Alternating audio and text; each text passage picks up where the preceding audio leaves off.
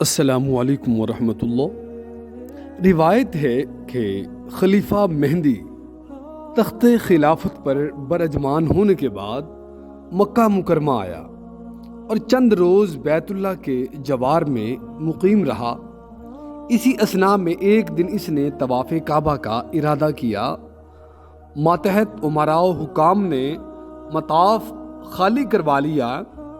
جب مہدی جو کہ تخت خلافت پر براجمان ہو چکا تھا طواف میں مشغول ہوا تو وہاں پر ایک اللہ والے تھے جن کا نام عبداللہ ابن مرزوق، وہ جمپ لگا کے اس جو انہوں نے محاصرہ کر رکھا تھا اسے کراس کر کے سیدھے خلیفہ جو مہدی تھے ان کے پاس پہنچے اور ان کی چادر پکڑ کر اپنی طرف کھینچی اور ایک بار نہیں اسے کئی بار جھٹکے دیے اور فرمایا کہ یہ تو کیا کر رہا ہے؟ تجھے اس گھر کا زیادہ حقدار کس نے بنا دیا؟ لوگ دور سے نزدیک سے اس گھر کی زیارت کے لیے آئے ہیں اور تو ان کے اور بیت اللہ کے درمیان حائل ہو رہا ہے، دیوار بنا ہوا ہے۔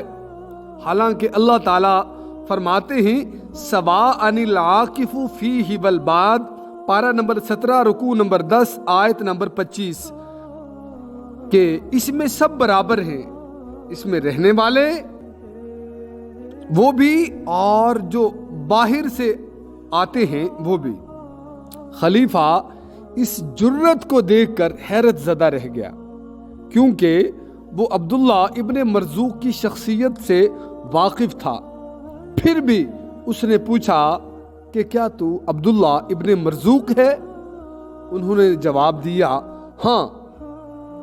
خلیفہ اس جرت اور صاف گوئی پر بہت زیادہ غصے میں آ گیا، مشتعل ہوا اور انہیں گرفتار کرا کے بغداد لے گیا۔ ابن مرزوق کی یہ جرت خلیفہ کے نزدیک انتہائی عبرت انگیز سزا کی مستحق تھی، لیکن وہ یہ بھی نہیں چاہتا تھا کہ انہیں کوئی ایسی سزا دی جائے کہ جس سے عوام میں ان کی رسوائی ہو جائے۔ یعنی خلیفہ یہ چاہتا تھا کہ میں بدنامی سے بھی بچوں اور سزا بھی دوں۔ سب سے بہتر صورت اسے یہ نظر آئی کہ انہیں گھوڑوں کے استبل میں باندھ دیا جائے، قید کر دیا جائے تاکہ یہ بے عقل اور سرکش جانور انہیں اپنے پیروں سے روند ڈالیں۔ اور اسی میں انہوں نے کیا کیا کہ ایک بد مزاج بڑا ہی سرکش گھوڑا ان کے قریب باندھ دیا اور کمرے کو لاک کر دیا۔ لیکن اللہ تعالیٰ نے جو ساتھ اس طرح کے سرکش گھوڑے باندھے تھے ان گھوڑوں میں سختی کی بجائے نرمی اور سرکشی کی بجائے اطاعت گزاری پیدا کر دی۔ وہ اس حالت میں باہر نکلے کہ گھوڑوں نے انہیں کوئی نقصان نہیں پہنچایا تھا۔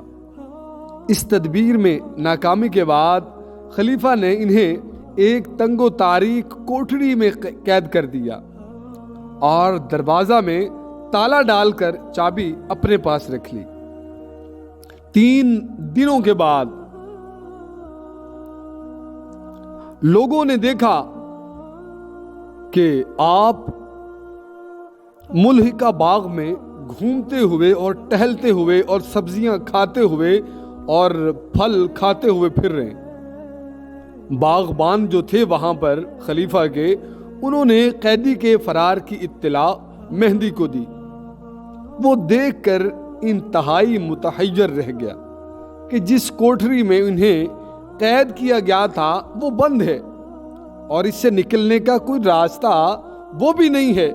خلیفہ نے ان سے پوچھا کہ تمہیں اس کوٹری سے کس نے نکالا؟ انہوں نے جواب دیا جس نے قید کیا۔ تو مہدی پوچھتا ہے کس نے قید کیا تھا؟ تو عبداللہ ابن مرزوق فرماتے ہیں جس نے آزاد کیا۔ خلیفہ ان جوابات پر بہت زیادہ مشتعل ہوا اور چیخ کر کہنے لگا کہ ابن مرزوق کیا تجھے موت سے ڈر نہیں لگتا؟ میں تجھے قتل کر دوں گا۔ تو اس اثنا میں عبداللہ ابن مرزوق بڑی ہی متانت سے اور وہ جوامردی سے جواب دیتے ہیں کہ میں موت سے ضرور ڈرتا، کیوں نہیں ضرور ڈرتا اگر موت و حیات کے فیصلے تیری مرضی کے پابند ہوتے، تیری خواہش پہ موت کے فیصلے ہوتے، لیکن ایسا نہیں ہے، موت کا فیصلہ تو میرا رب کرے گا، تیری کیا وقت و اوقات ہے کہ تو مجھے موت دے یا زندگی دے۔ اس واقعے کے بعد عبداللہ ابن مرزوق جب تک مہدی وہاں تخت خلافت پہ برجمان رہا تب تک یہ قید میں رہے۔ مہدی کے جانشینوں نے انہیں مہدی کے مرنے کے بعد آزاد کر دیا۔ قید کے دوران آپ نے یہ نظر مانی تھی عبداللہ ابن مرزوق نے کہ اللہ تعالیٰ نے مجھے آزادی عطا کی تو میں اس کی راہ میں 100 اونٹ قربان کروں گا۔ تو مکہ مکرمہ پہنچ کر عبداللہ ابن مرزوق رحمہ اللہ تعالی آپ نے یہ پھر نظر پوری کی۔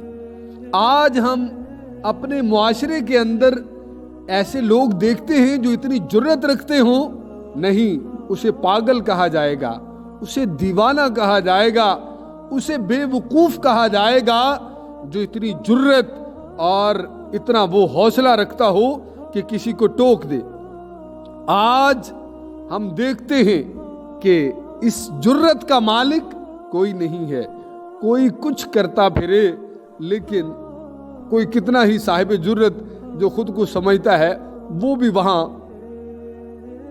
اپنی جرت اور غیرت کا وجود نہیں پاتا کہ کسی معاملے میں وہ اس طرح حائل ہو کہ اگلے بندے کو، وہ آفیسر ہو، وہ حاکم ہو، وہ کوئی طاقتور ہو، کہ اسے بتائے کہ تم یہ غلط کر رہے ہو۔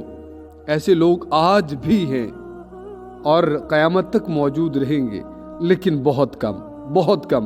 اللہ رب العزت ہمیں صحیح معنوں میں ایک غیور مسلمان کے طور پر زندگی گزارنے کی توفیق عطا فرمائے۔ آمین یا رب العالمین۔ السلام علیکم ورحمۃ اللہ۔